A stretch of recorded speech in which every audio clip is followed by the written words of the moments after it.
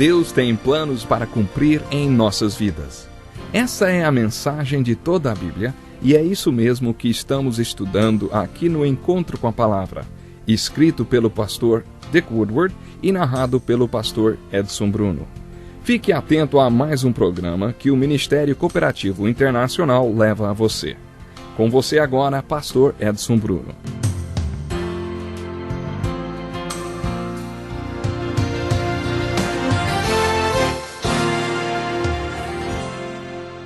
Olá, seja muito bem-vindo a mais um Encontro com a Palavra.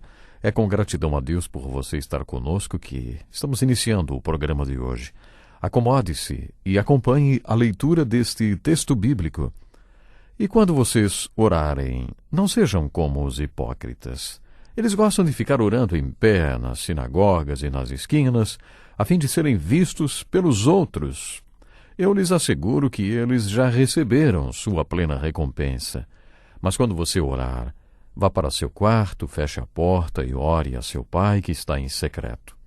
Então, seu pai, que vê em secreto, o recompensará. E quando orarem, não fiquem sempre repetindo a mesma coisa como fazem os pagãos. Eles pensam que por muito falarem serão ouvidos. Não sejam iguais a eles, porque o seu pai sabe do que vocês precisam antes mesmo de pedirem. Vocês orem assim: Pai nosso que estás nos céus, santificado seja o teu nome. Venha o teu reino. Seja feita a tua vontade, assim na terra como no céu.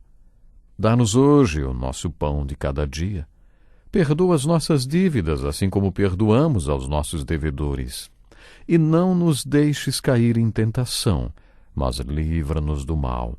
Porque teu é o reino, o poder e a glória para sempre. Amém. Pois se perdoarem as ofensas uns dos outros, o Pai Celestial também lhes perdoará. Mas se não perdoarem uns aos outros, o Pai Celestial não lhes perdoará as ofensas. Estamos estudando o ensino maravilhoso de Jesus sobre oração. Neste texto que acabamos de ler, Jesus está ensinando seus discípulos a orar, e é por isso que não a chamamos de oração do Pai Nosso, e sim de oração do discípulo. Jesus ensinou esta oração para os discípulos fazerem. A oração que ele próprio fez está registrada no capítulo 17 de João, quando ele orou no jardim do Getsêmani. Nesta passagem de Mateus, Jesus está ensinando aos seus discípulos um modelo de oração. Como já comentamos nos primeiros parágrafos, Jesus comparou a oração dos seus discípulos com a oração que os escribas e fariseus costumavam fazer. E aqui, mais uma vez, vemos a comparação entre a justiça dos religiosos e a justiça dos discípulos. A justiça dos líderes religiosos era horizontal e a dos discípulos vertical. A justiça daqueles era exterior e a dos discípulos interior.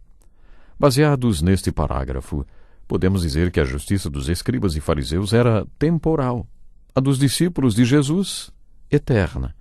Em outras passagens, podemos perceber que grande parte da justiça dos escribas e fariseus era firmada na tradição, enquanto que a justiça dos discípulos de Jesus era firmada nas Escrituras. Resumindo tudo isso, podemos dizer que a justiça dos líderes religiosos, dos escribas e fariseus, era hipócrita e que a justiça dos discípulos de Jesus deveria ser verdadeira. Isso aparece aqui em Mateus 6, quando Jesus fala sobre dar. Neste parágrafo, no qual Jesus fala sobre a sua justiça, encontramos, além do ensino sobre oração, a referência ao jejum. A justiça do discípulo de Jesus deve ser verdadeira e não hipócrita. A primeira coisa que Jesus ensina sobre oração é que ela deve ser vertical e não horizontal. A oração não deve ser feita para ser vista, nem ouvida pelos homens. A oração nunca deve ser dirigida a algum homem. Uma vez aconteceu uma importante convenção na cidade de Boston, em Massachusetts, nos Estados Unidos. E no dia seguinte à convenção, um repórter, claro, sem perceber o que estava fazendo, escreveu um artigo no jornal dizendo que o bispo fulano de tal fez a oração mais bonita que uma plateia já ouvira na cidade. Às vezes as pessoas fazem orações para a plateia, e Jesus não considera estas orações verdadeiras. Isso também acontece em pequenas reuniões, quando fazemos orações sem perceber que não estamos falando com Deus, na verdade estamos querendo mandar algum recado para alguém que está ali à nossa volta. Ouvi a história de uma mulher que estava orando e na oração citou um monte de referências bíblicas. Depois da reunião, seu pastor disse: "A senhora não acha que Deus já sabe onde todos aqueles versículos se encontram na Bíblia?" E ela respondeu: "Ah, claro que o Senhor sabe, mas as pessoas que estavam na reunião, elas não sabem." Isso deve servir de desafio para nós, principalmente quando fazemos oração pública na frente de muitas pessoas. Para quem nós estamos dirigindo a nossa oração, hein? Estamos realmente falando com Deus, conduzindo as pessoas ao trono da graça através da oração? Ou será que estamos nos dirigindo para quem está ouvindo a nossa oração? Muitos pastores, ao invés de orar, começam a pregar na oração. Este é o desafio que Jesus coloca diante de nós neste ensino sobre oração, nos primeiros parágrafos do capítulo 6 de Mateus. Já comentamos que Jesus disse que não precisamos fazer uso de repetições. Quantas vezes precisamos falar a mesma coisa para Deus? A ênfase aqui é dada sobre vãs repetições. Seria difícil fazer uma oração original cada vez que nos sentamos à mesa e agradecemos o alimento. Jesus não está dizendo que a oração tem que ser original para ser verdadeira. Não é errado repetir a mesma oração. Esta oração, a qual chamamos de oração do discípulo, pode ser repetida várias vezes e ser feita de coração. O mais importante é que não seja uma vã repetição, mas que as palavras façam sentido. Devemos nos lembrar que a oração do discípulo é feita em cima de duas proposições citadas no versículo 8 do capítulo 6 de Mateus. O Pai sabe do que você precisa, e você não sabe do que precisa. Você pode achar que sabe, mas, na verdade, não sabe tudo que o Pai sabe que você precisa. Vocês orem assim.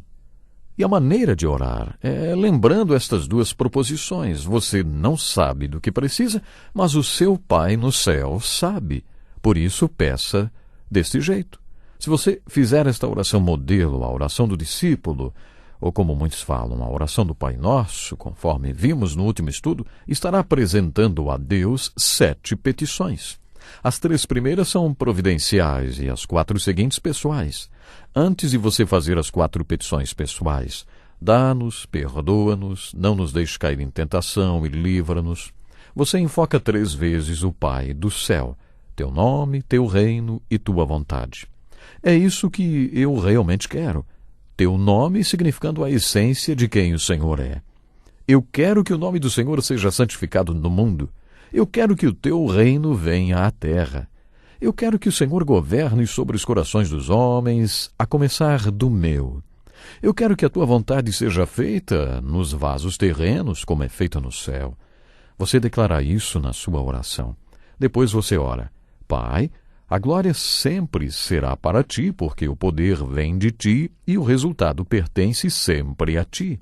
Teu é o reino. Não importa qual seja o resultado desta oração, pertencerá ao Senhor. Entre esta perspectiva providencial, no início da oração e o final dela, existem as petições pessoais.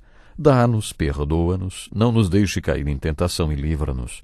Quando oramos dá-nos, é como se estivéssemos dizendo: Pai, estes são os meus pedidos, mas se tudo isso não resultar na glorificação do seu nome, no engrandecimento do seu reino, nem na sua vontade, então eu não quero nada disso. Eu vou fazer os pedidos que eu acho que preciso e que desejo muito, mas eu só os quero realmente se eles se encaixarem nessa perspectiva providencial. Eu gosto muito da conclusão desta oração. O poder vem de ti. Por isso o resultado sempre pertencerá a ti, será teu. E a glória será tua. Se você orar desse jeito, na minha opinião, não terá como errar, porque não sabemos qual é a vontade de Deus.